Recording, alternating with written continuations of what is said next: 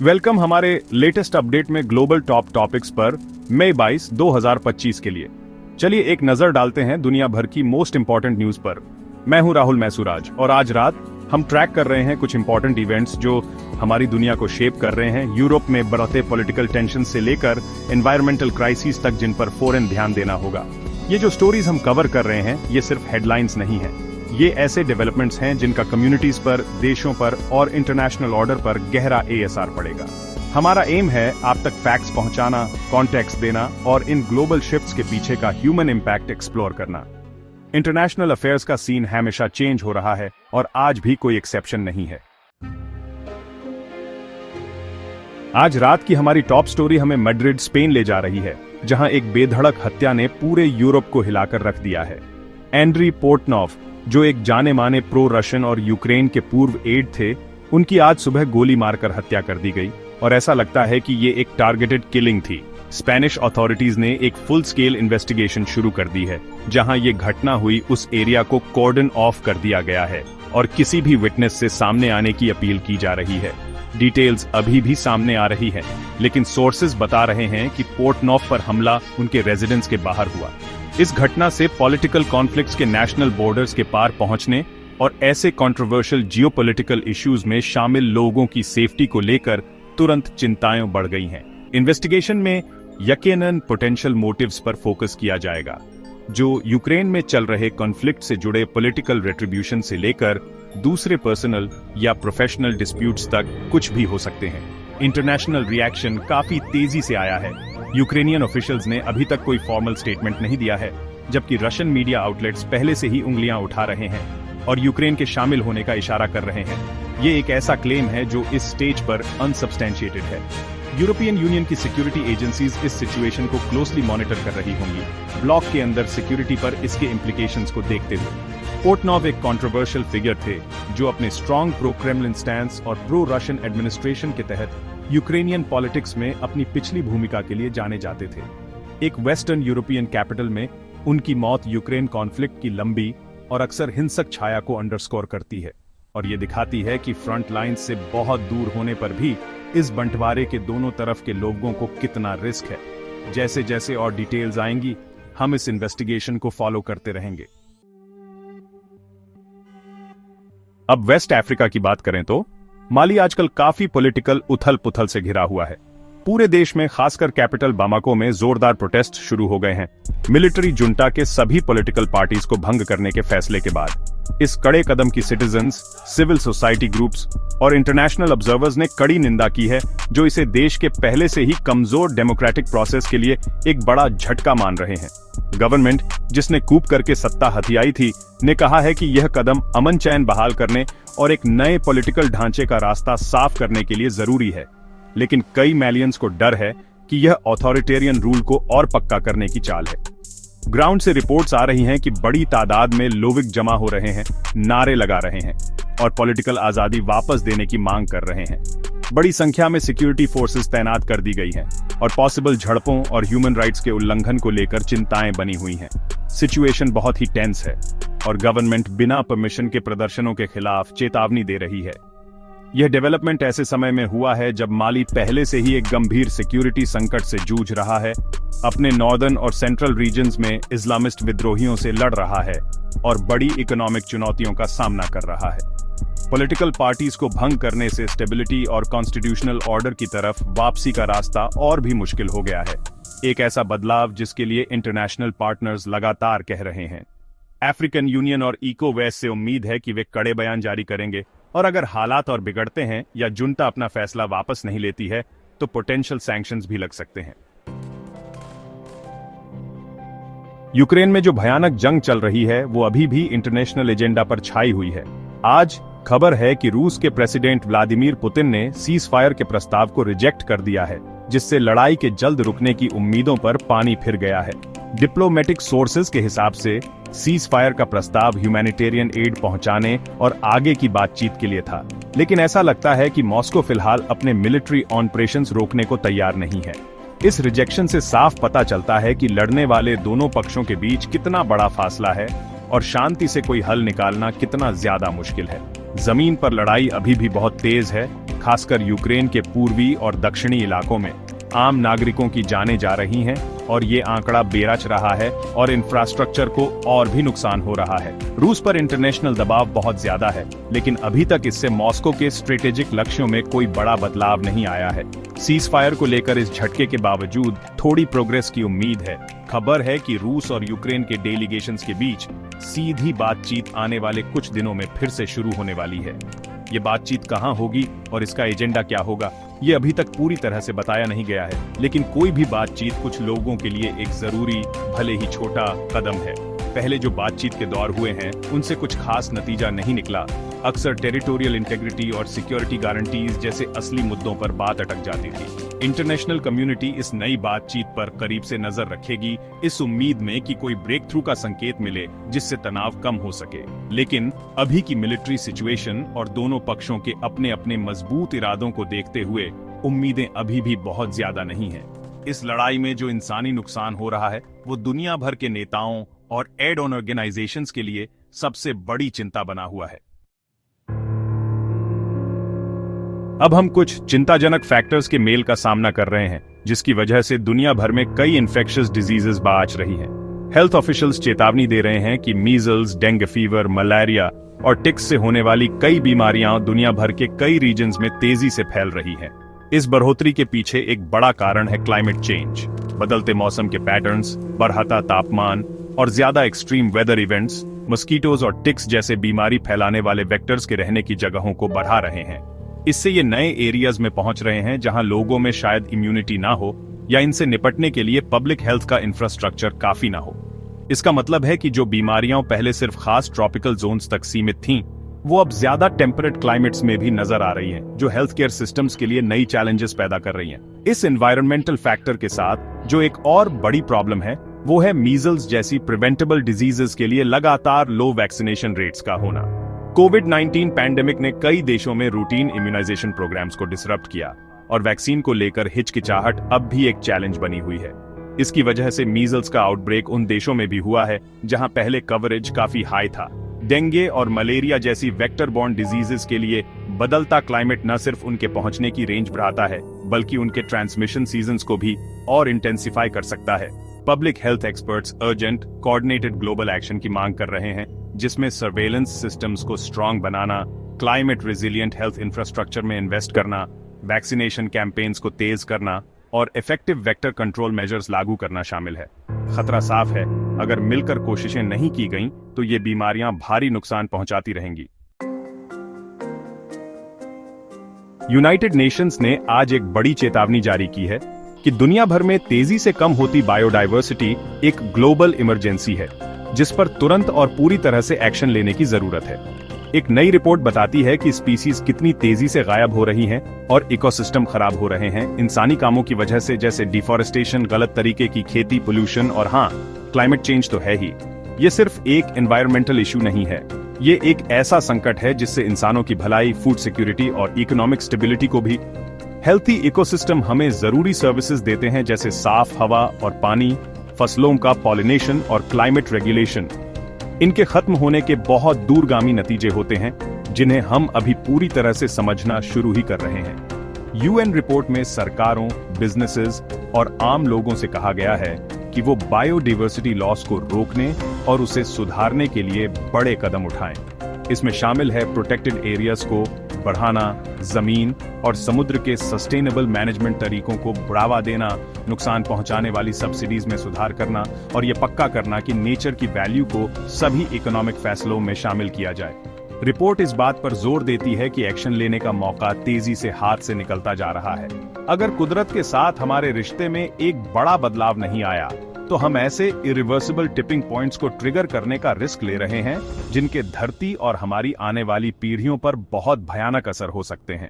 ये दुनिया भर में कंजर्वेशन एफर्ट्स के लिए एक कॉल टू एक्शन है और इसमें ऐसे कमिटमेंट और इन्वेस्टमेंट की जरूरत है जो हमने आज तक नहीं देखा। आर्टिफिशियल इंटेलिजेंस की दुनिया लगातार और तेजी से इवॉल्व हो रही है, जिसमें कई की ट्रेंड्स काफी अटेंशन खींच रहे हैं और इनोवेशन को आगे बढ़ा रहे हैं। एक एरिया जिसमें पॉपुलैरिटी काफी बियाराच रही है वो है AI पावर्ड वोकल रिमूवर्स। ये टूल्स, जो अक्सर ऑनलाइन या सॉफ्टवेयर प्लगइन्स के तौर पर मिलते हैं, म्यूजिक ट्रैक्स से वोकल्स को हैरान करने वाली एक्यूरेसी के साथ आइसोलेट या रिमूव कर सकते हैं, जिससे कराओके, म्यूजिक प्रोडक्शन और रिमिक्सिंग के लिए नई पॉसिबिलिटीज खुल रही हैं।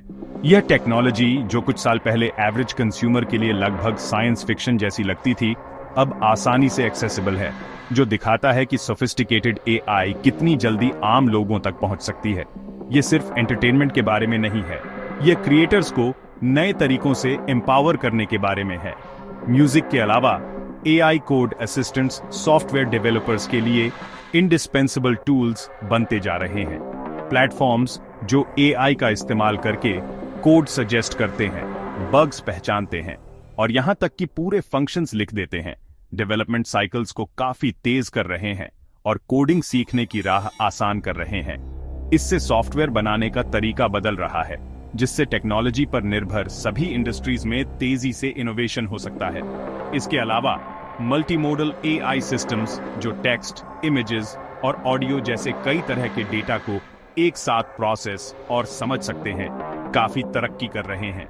ये एडवांस्ड एआईज ज्यादा सहज ह्यूमन कंप्यूटर इंटरैक्शंस और बेहतर डेटा एनालिसिस और इंटेलिजेंट एप्लीकेशंस की एक नई जनरेशन के लिए रास्ता बना रहे हैं, जो दुनिया को और बेहतर तरीके से समझ सकें और इंटरैक्ट कर सकें। चलो अब पॉप कल्चर की दुनिया की बात करते हैं। कई अलग ट्रेंड्स आजकल ऑडियंस को लुभा रहे हैं और ऑनलाइन बातचीत को दिशा दे रहे हैं। किताबों की दुनिया में रोमांटिसी जॉनर की पॉपुलैरिटी में एकदम बूम आया है। यह हाइब्रिड, रोमांस और फैंटेसी एलिमेंट्स को मिलाता है और बहुत सारे रीडर्स को अट्रैक्ट कर रहा है, खासकर यंग एडल्ट्स को। जादुई दुनिया में सेट एपिक लव स्टोरीज वाली किताबें, जिनमें अक्सर स्ट्रॉन्ग फीमेल प्रोटैगनिस्ट्स और घुमावदार प्लॉट लाइन्स होते हैं, धड़ाधड़ बिक रही हैं और बेस्टसेलर लिस्ट्स पर छाई हुई हैं। यह फिनोमिनन सोशल मीडिया प्लेटफॉर्म्स की वजह से और भी तेजी से फैल रहा है, जहां फैन कम्युनिटीज प्लॉट्स को डिसेक्ट करती हैं, थ्योरीज शेयर करती हैं और अपने फेवरेट ऑथर्स और सीरीज को चैंपियन करती हैं, जिससे एक पावरफुल फीडबैक लूप बनता है जो सेल्स और एंगेजमेंट को बढ़ाता है। घर की एस्थेटिक्स में डोपामीन डेकोर आजकल का बज़वर्ड है। यह ट्रेंड लोगों को एनकरेज करता है कि वे अपनी लिविंग स्पेसेस को ब्राइट कलर्स, प्लेफुल पैटर्न्स और ऐसी चीजों से भरें जो खुशी और हैप्पीनेस दें, मतलब अपना मूड बूस्ट करने के लिए डेकोरेट करना। ये शायद सालों से चले आ रहे मिनिमलिस्ट ट्रेंड्स का रिएक्शन है और ज्यादा पर्सनल और अपलिफ्टिंग एनवायरनमेंट्स की चाहत है। आखिर में बुक टॉक, जो टिकटॉक पर बुक्स और रीडिंग को डेडिकेटेड एक सब कम्युनिटी है, उसका इन्फ्लुएंस तेजी से बढ़ रहा है। बुक टॉक रिकमेंडेशंस ऑथर्स को रातों रात स्टार बना सकती हैं और पुरानी किताबों को फिर से पॉपुलर कर सकती हैं, जिससे पब्लिशिंग इंडस्ट्री पर बहुत गहरा असर पड़ रहा है। ये इस बात का सबूत है कि कैसे social media platforms cultural consumption को बदल रहे हैं और पावरफुल नाइश कम्युनिटीज बना रहे हैं, जिनका मेन स्ट्रीम पर भी काफी इन्फ्लुएंस है। आज रात अमेरिकन मिडवेस्ट से एक दिल दहला देने वाली खबर आ रही है, जहां मिसूरी के कुछ हिस्सों में एक जबरदस्त टॉर्नेडो ने तबाही मचा दी है। सेंट लुइस मेट्रोपॉलिटन एरिया में अपने पीछे तबाही का मंजर छोड़ गया और कम से कम 5 लोगों की जान ले ली। इमरजेंसी सर्विसेज फिलहाल मौके पर हैं, सर्च एंड रेस्क्यू ऑपरेशंस चला रही हैं और नुकसान का पूरा जायजा ले रही हैं। टॉर्नेडो, जो आज शाम को आया था, उसने घरों और बिजनेसेस को काफी स्ट्रक्चरल डैमेज पहुंचाया है, पावर लाइंस गिरा दी और पेड़ उखाड़ दिए। चश्मदीदों ने बताया कि वो बहुत डरावने पल थे जब तूफान तेजी से उनकी तरफ आया और लोग जान बचाने के लिए शेल्टर ढूंढने लगे। अथॉरिटीज के लिए सबसे पहली प्रायोरिटी है अफेक्टेड एरियाज के सभी रेजिडेंट्स का पता लगाना और जो घायल हुए हैं या बेघर हो गए हैं, उन्हें मदद पहुंचाना। लोगों की जान जाने के दुखद हादसे के अलावा टॉर्नेडो की वजह से बड़े पैमाने पर पावर आउटेजेस हुए हैं, जिससे सेंट लुइस और आसपास के हजारों हाउसहोल्ड्स और बिजनेसेस पर असर पड़ा है। यूटिलिटी क्रूज बिजली बहाल करने में जुटे हैं, लेकिन ऑफिशियल्स का कहना है कि सबसे ज्यादा अफेक्टेड एरियाज में इसमें कई दिन लग सकते हैं, क्योंकि पावर इंफ्रास्ट्रक्चर को बहुत ज्यादा नुकसान पहुंचा है। उन लोगों के लिए शेल्टर्स खोल दिए गए हैं जिनके घर रहने लायक नहीं बचे। यह घटना कुदरत की विनाशकारी ताकत की एक कड़वी याद दिलाती है और यह भी कि कम्युनिटीज ऐसे एक्सट्रीम वेदर इवेंट्स के सामने कितनी वल्नरेबल हैं, जिसे कई साइंटिस्ट्स क्लाइमेट चेंज के बड़े पैटर्न से जोड़ते हैं, जिसकी वजह से ज्यादा इंटेंस और फ्रीक्वेंट स्टॉर्म्स आ रहे हैं। आज रात हमारी दुआएं मिसूरी के लोगों के साथ हैं, जो इस डिजास्टर के बाद के हालात से जूझ रहे हैं। हालांकि एक मई तो निकल गया है, पर इंटरनेशनल वर्कर्स डे की जो स्पिरिट है वो पिछले कुछ हफ्तों में दुनिया भर में हुए कई बड़े बड़े प्रोटेस्ट्स और डेमोन्स्ट्रेशंस में अभी भी गूंज रही है, जिसका नतीजा आज रिपोर्ट हुए कुछ बड़े एक्शंस में दिखा। एक्टिविस्ट्स और लेबर यूनियंस ने पेरिस से लेकर मनीला जैसे बड़े शहरों में मार्च और रैलीज ऑर्गेनाइज की, और बर्लिन से लेकर ब्यूनस आयर्स तक भी, जहां उन्होंने बेहतर वेजेस और इंप्रूव्ड वर्किंग कंडीशंस की मांग की और वर्कर्स के लिए और भी मजबूत प्रोटेक्शन की भी। इन प्रोटेस्ट्स ने अलग अलग सेक्टर्स में फेयर लेबर प्रैक्टिसेस के लिए चल रहे संघर्षों को हाईलाइट किया, जैसे कि गिग इकोनॉमी वर्कर्स जो बेनिफिट्स मांग रहे हैं से लेकर फैक्ट्री एम्प्लॉयज तक जो सेफर एनवायरनमेंट के लिए लड़ रहे हैं। ग्लोबल इकोनॉमिक क्लाइमेट, जिसमें कई देशों में बढ़ती महंगाई और कॉस्ट ऑफ लिविंग का प्रेशर है, उसने इन डिमांड्स में एक अर्जेंसी और डाल दी है। इन कई इंटरनेशनल डेमोन्स्ट्रेशंस में एक बड़ा थीम कॉम्प्रिहेंसिव इमिग्रेशन रिफॉर्म की मांग भी थी और माइग्रेंट वर्कर्स के लिए बेहतर अधिकारों की। प्रोटेस्टर्स ने ज्यादा ह्यूमन इमिग्रेशन पॉलिसीज की वकालत की, इमिग्रेंट्स को टारगेट करने वाली एक्सप्लॉयटेटिव लेबर प्रैक्टिसेस को खत्म करने की और सिटीजनशिप या लीगल स्टेट्स के लिए रास्तों की। वर्कर्स राइट्स और इमिग्रेंट राइट्स की ये आपस में जुड़ी हुई डिमांड्स ग्लोबलाइज्ड इकोनॉमी में इन इश्यूज के इंटरकनेक्टेडनेस को अंडरस्कोर करती हैं। इन प्रोटेस्ट्स का स्केल दुनिया भर की सरकारों और कॉरपोरेशंस के लिए एक पावरफुल रिमाइंडर है कि सोशल और इकोनॉमिक जस्टिस के लिए आवाज उठाना अब भी एक मजबूत फोर्स है। ऑर्गेनाइजर्स ने अपने कैंपेन्स जारी रखने का वादा किया है और वो इन मई डे इंस्पायर्ड एक्शंस से मिले मोमेंटम का इस्तेमाल करके ठोस पॉलिसी चेंजेस के लिए दबाव बनाएंगे। आज की एक और इंपॉर्टेंट ग्लोबल न्यूज में कई low lying Pacific island Nations के लीडर्स ने एक इमरजेंसी समिट कंक्लूड किया है। यह समिट क्लाइमेट चेंज से होने वाले डिस्प्लेसमेंट के बढ़ते क्राइसिस और रिलोकेशन स्ट्रेटजीज के लिए इंटरनेशनल सपोर्ट की अर्जेंट जरूरत पर फोकस था। फीजी में हुई इस समिट में किरिबाटी, टुवालू और मार्शल आइलैंड्स जैसे देशों के हेड्स ऑफ स्टेट और रिप्रेजेंटेटिव्स एक साथ आए, जो सी लेवल्स बढ़ने से अपनी एग्जिस्टेंस को लेकर खतरा महसूस कर रहे हैं और लगातार बढ़ते सीवियर स्टॉर्म सर्जेस से जूझ रहे हैं। समिट के फाइनल कम्युनिके में अमीर इंडस्ट्रियलाइज्ड नेशंस से एक डेस्परेट अपील की गई है कि वो क्लाइमेट एडेप्टेशन के लिए फंडिंग को काफी हद तक बढ़ाएं और क्रूशली क्लियर इंटरनेशनल फ्रेमवर्क्स और फाइनेंशियल मैकेनिज्म्स एस्टैब्लिश करें, ताकि उन कम्युनिटीज को सपोर्ट मिल सके जिन्हें शायद पूरी तरह से रिलोकेट करना पड़े। लीडर्स ने जोर देकर कहा कि यह अब कोई फ्यूचर की हाइपोथेटिकल बात नहीं है, बल्कि आज की रियलिटी है, जहां कोस्टल इरोजन पहले से ही जमीन निगल रहा है और salt water intrusion fresh water supplies को कंटेमिनेट कर रहा है। उन्होंने पोटेंशियल डिस्प्लेसमेंट के इमेंस कल्चरल, सोशल और साइकोलॉजिकल टोल पर भी रोशनी डाली, इस बात पर जोर देते हुए कि ऐसे सॉल्यूशंस की जरूरत है जो हेरिटेज और डिग्निटी को प्रिजर्व करें। समिट में मेजर कार्बन इमिटिंग कंट्रीज से ज्यादा अकाउंटेबिलिटी की भी मांग की गई, उनसे आग्रह करते हुए कि वे अपने इमिशंस रिडक्शन टारगेट्स को और तेजी से पूरा करें। यह मीटिंग सबसे वल्नरेबल नेशंस के लिए क्लाइमेट क्राइसिस की बड़ी ह्यूमन कॉस्ट को अंडरस्कोर करती है और इंटरनेशनल कम्युनिटी पर और प्रेशर डालती है कि वो क्लाइमेट माइग्रेशन के इस कॉम्प्लेक्स और सेंसिटिव इश्यू को उतनी ही सीरियसनेस और रिसोर्सेज के साथ एड्रेस करे जितनी इसकी मांग है। इस समिट के आउटकम्स आने वाले ग्लोबल क्लाइमेट निगोशिएशंस में प्रोमिनेंटली फीचर हो सकते हैं। जैसा आज रात हमने देखा, अपनी दुनिया कई सारे कॉम्प्लेक्स चैलेंजेस से जूझ रही है, जियोपॉलिटिकल टेंशंस और डेमोक्रेटिक स्ट्रगल्स से लेकर एनवायरमेंटल क्राइसिस और टेक्नोलॉजी की तेज तरक्की तक। मैड्रिड में असैसिनेशन, माली में प्रोटेस्ट्स और यूक्रेन में चल रहा वॉर, ये सब दुनिया के अलग अलग कोनों में पीस और स्टेबिलिटी कितनी नाजुक है ये दिखाते हैं।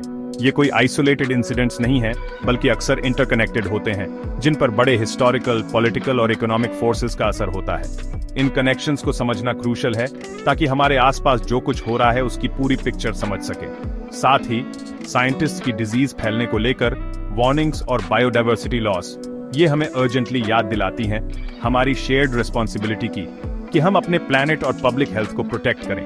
एआई में इनोवेशंस हमारी डेली लाइव्स और इंडस्ट्रीज को लगातार बदल रहे हैं, जो उम्मीदें भी ला रहे हैं और साथ ही इंपॉर्टेंट एथिकल कंसिडरेशंस भी खड़े कर रहे हैं, जिन्हें हमें सोच समझकर हैंडल करना होगा।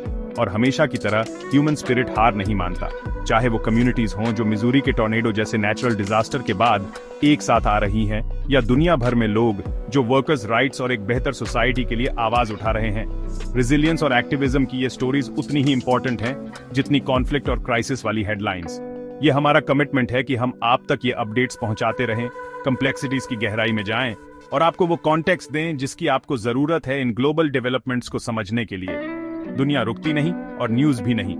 आज के टॉप ग्लोबल टॉपिक्स में बस इतना ही। इन्फॉर्म्ड रहिए और सेफ रहिए। मिलते हैं नेक्स्ट टाइम।